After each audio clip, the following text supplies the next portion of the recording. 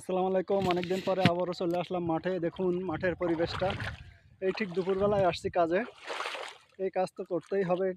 গরিব মানুষ কৃষি কাজ করে চলছি।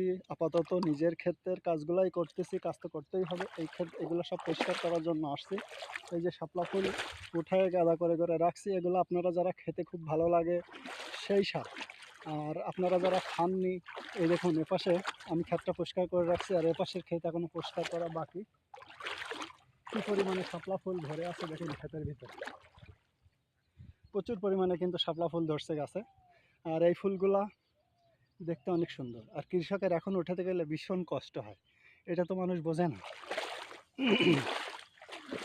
এপাশে আপনার মাছ ওঠানোর জন্য, মাছ ধরার জন্য মানুষ কিভাবে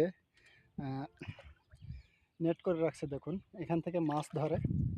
আর দৌড় পাতা আছে মাছ ধরার জন্য বিভিন্ন কায়দায়, বিভিন্ন ফর্মুলা সিস্টেম করে এখান থেকে মাছ ধরে।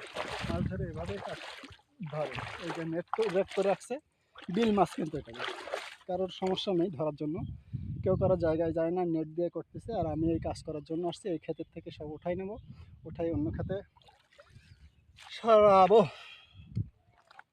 আর এটা অনেক কষ্টের কাজ। মেলা হয়ে গেছে লোড, এই জন্য যেতে চাচ্ছে না। পানি নেই তো, এই জন্য যেতে চাচ্ছে না। আগের দিন যেটা দেখাইছিলাম সেটা না, এটা হলো আলাদা ক্ষেত।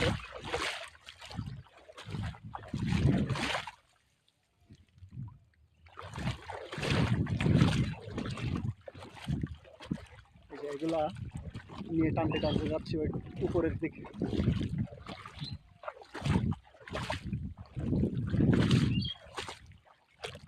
আসতে চাচ্ছে না, পানি কমে গেছে তো আসতে চাচ্ছে না, থেকে যাচ্ছে। আর লোকের খেতে থেকে গেলে সে তো সমস্যার শেষ নেই, যেহেতু বুঝতেছেন আমি পরিষ্কার করতে আসছি। অন্য লোকের খেতে চলে গেলে সে তো দু কথা বলবেই। এই জন্য চেষ্টা করতে হবে লোকের খেতে যেন না থাকে।